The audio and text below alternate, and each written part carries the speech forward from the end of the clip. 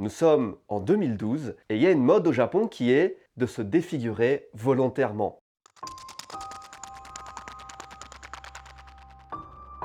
Alors j'aime bien quand les gens font preuve d'originalité, mais là on dépasse une limite.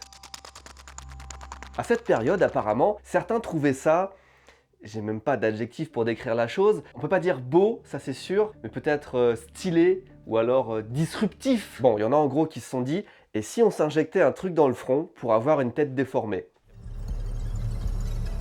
300 to 400 cc's of saline, and 2 hours later, they're full up.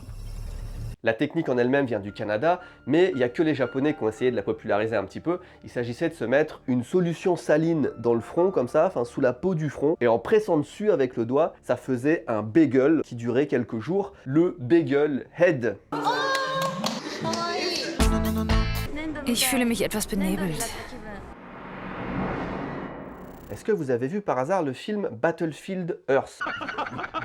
Ça n'a rien à voir avec le thème de cette vidéo, mais c'était une bonne grosse merde, comme cette idée.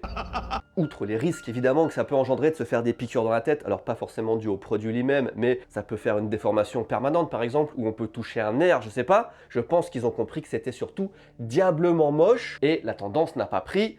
Heureusement! Vous l'avez compris dans cette vidéo, je vous parle des dingueries qu'ont fait les Japonais dans le passé, dingueries qu'on ne regrette pas. Le Covid, on le sait tous, a fait de nombreux ravages dans plein d'industries, dans plein de pays différents. Et au Japon, il y a une entreprise qui a particulièrement été touchée et qui a fermé, et qui s'appelle Soine-ya. Qui s'appelait Soine-ya.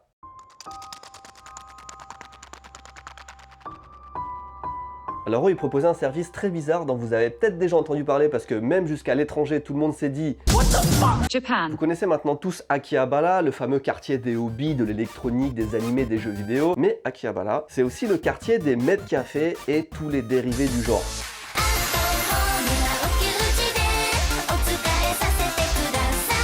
Il y a pas mal d'endroits étonnants à Akihabara dans lesquels, contre rémunération, on peut passer du temps avec une jeune japonaise. On peut passer du temps pour discuter ou pour faire diverses activités.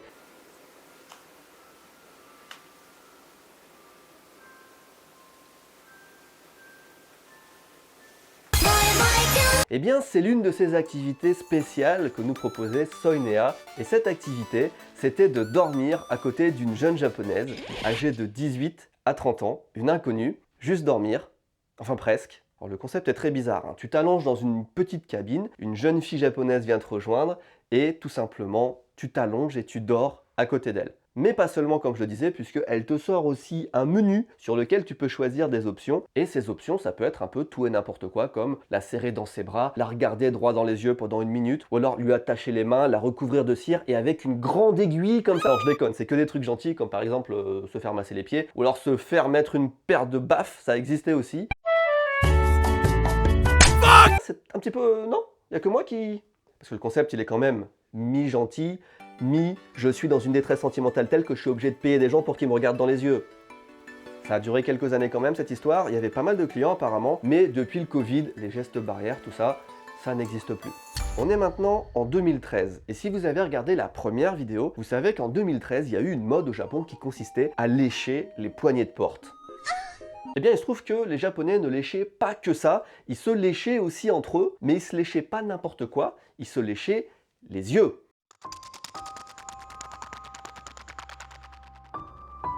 Ça concernait les enfants, ça concernait les adolescents, ça concernait même les adultes. Le phénomène a pris une telle ampleur qu'il y a dû avoir des messages... Comment on appelle ça?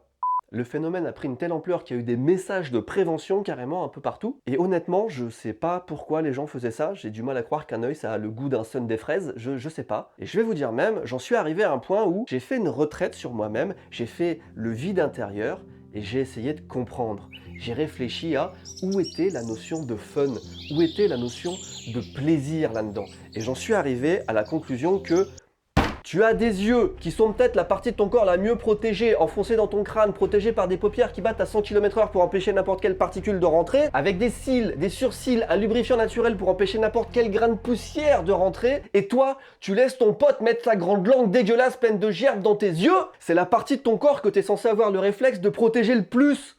Ou la deuxième, enfin peu importe, c'est pas la question. Parce que oui, c'est un jeu qui peut avoir l'air inoffensif, mais c'est surtout un moyen de te ramener des merdes dans les yeux, et notamment de choper ce qu'on appelle une conjonctivite bactérienne, et cette mode, mesdames et messieurs, aujourd'hui est passée, rassurez-vous. On remonte un peu plus dans le temps, et cette fois nous sommes en 2005, à la rencontre de Hardgay.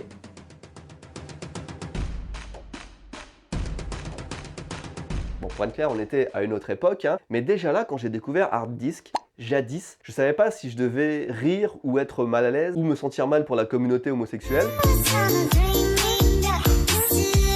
Hardgay, en fait, c'est un personnage qui est joué par un comédien japonais, aussi catcheur à l'époque. Et jouait le rôle d'un homosexuel très expressif qui essayait de mettre mal à l'aise les personnes autour de lui.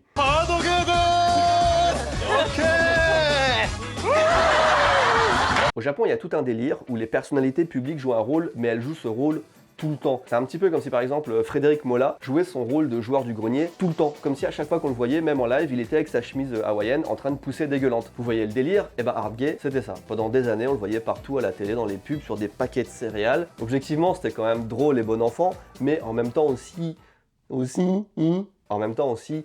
assez limite par rapport à l'image que ça renvoie des homosexuels, et aussi ça pouvait choquer quand même pas mal de personnes. En tout cas, à l'heure d'aujourd'hui, en 2023, je pense pas que ce personnage puisse exister, et il n'existe plus d'ailleurs à ma connaissance. Ah, et pour info aussi comme ça, Hardgay, il est hétérosexuel. Il est marié, il a un enfant. On saute maintenant du coq à l'âne avec cette tradition ancestrale japonaise qui est de se faire harakiri.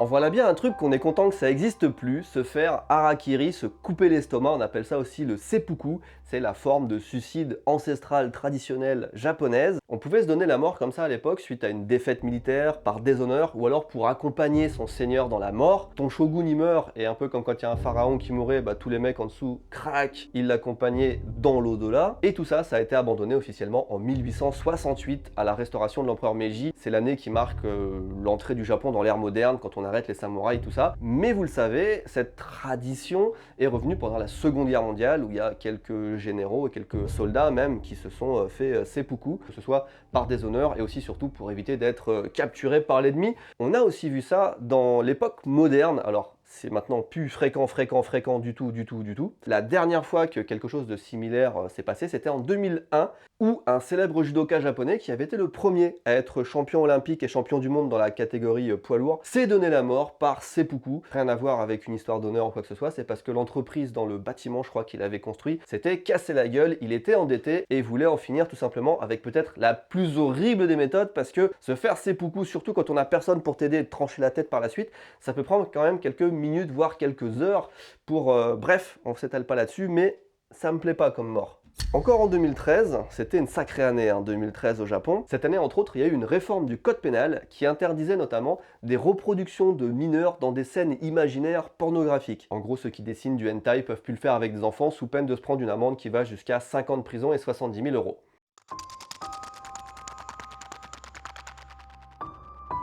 Donc 2013, pour être clair, c'est la date qui a déterminé que les mangas de type lolicon, ça s'apparentait à de la pédopornographie. Putain, il y a beaucoup de mots hard dans cette vidéo quand même, je vais encore me faire démonétiser, ça fait chier. Bon, dans les faits, ça change pas forcément grand chose non plus, parce que va reconnaître un mineur en dessin. Mineur. Bon bah, c'est pas si dur en fait. Ok. Mais quand même, ça pose un cadre légal et puis ça peut éviter quelques débordements. Il y a quand même eu à l'époque, je me rappelle, un débat qui peut-être existe toujours et qui était le suivant. Est-ce que sexualiser de jeunes personnes, ça banalise ou ça encourage ça dans la vraie vie, ou est-ce que au contraire ça peut être un échappatoire qui permettrait d'éviter des tragédies? Je ne peux pas répondre à la question, évidemment. En tout cas, c'est sûr qu'à l'époque, il n'y avait pas du tout de cadre législatif, donc on pouvait, enfin voilà, c'était n'importe quoi, c'était très dur à voir certaines images pour beaucoup de personnes. Il a fallu faire des choix, et d'ailleurs, si je dis pas de bêtises, en France, à la même date, je crois qu'il a été interdit à tout le monde de posséder ce genre de matériel, sous peine d'aller aussi en prison. La publicité. En voilà un domaine dans lequel on peut toujours aller plus loin. Nous sommes en 2012-2013, vraiment les années de la dinguerie au Japon, et une entreprise japonaise a voulu repousser les limites en exploitant un espace qui était rarement utilisé à raison publicitaire, mais de l'avis des fondateurs qui était regardé à longueur de journée, et cet espace, ce sont les cuisses des jeunes filles. J'entends les arguments.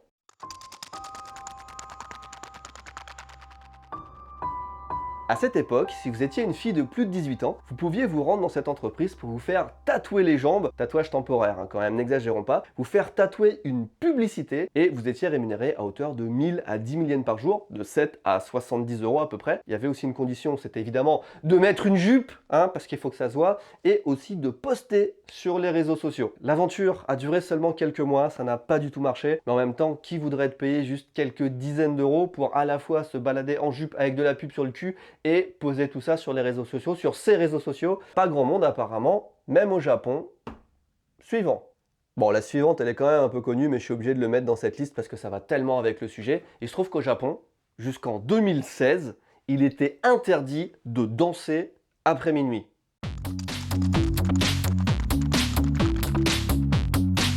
Les gens le faisaient quand même, c'est une ancienne loi un peu con qui datait, je pense, de après la guerre. La raison, c'était que danser le soir tard, c'était jugé trop sensuel ou trop aguicheur. Et après, ça s'étonne que les Japonais font pas d'enfants. Depuis 7 ans, cette règle n'existe plus et on peut se trémousser jusqu'à pas d'heure. Mais quand même, ils ont rajouté une condition, après minuit, dans les bars, dans les boîtes de nuit, on est obligé, si on danse, d'avoir une lumière qui est supérieure à 10 lux.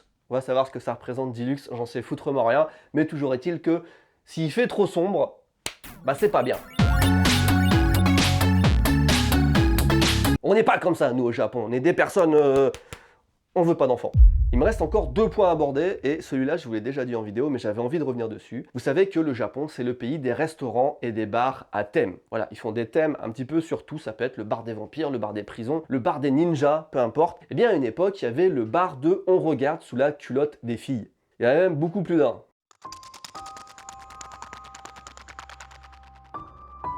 Le concept était décliné en plusieurs formats, mais je vais vous en expliquer un ou deux. Le plus marquant, c'est celui où le bar était sur 2 étages, avec les clients qui étaient à l'étage inférieur, en dessous d'un plafond de verre, et au-dessus, on voyait les jeunes filles évoluer en mini-jupe, évidemment. Donc tous les clients en dessous buvaient comme ça la tête au ciel pour regarder les culottes des filles qui passaient. Il y avait d'autres endroits aussi où, par exemple, les filles étaient parquées dans une pièce avec des miroirs sans teint, avec des mecs tout autour en train de boire, et les filles étaient invitées à se coller, se trémousser, écarter les jambes devant les glaces. Bref, il y a eu toute une époque comme ça. Le Japon était trop riche. Voilà, quand tu as trop d'argent, tu pars dans des dingueries. Et tout ça, évidemment, ça n'existe plus parce que maintenant, les Japonais, ils ont plus de thunes.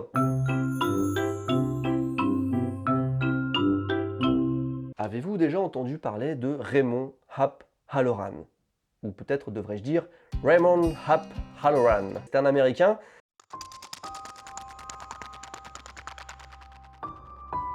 Nous sommes durant la Seconde Guerre mondiale et Raymond, il est abattu au-dessus de la ville de Tokyo alors qu'il était en train de bombarder la ville dans son bombardier B-29 Super Fortress. C'est les mêmes genres de bombardiers qui ont lâché la bombe sur Nagasaki et Hiroshima. Il est abattu, mais il meurt pas. Il est capturé au sol, il est fait prisonnier.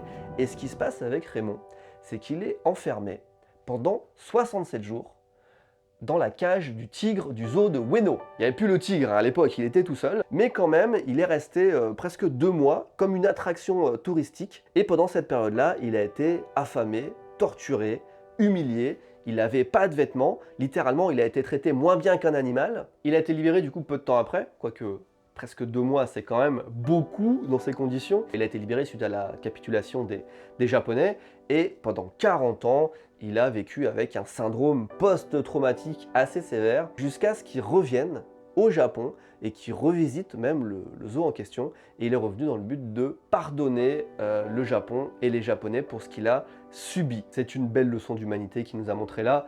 Heureusement que le Japon a arrêté tout ça.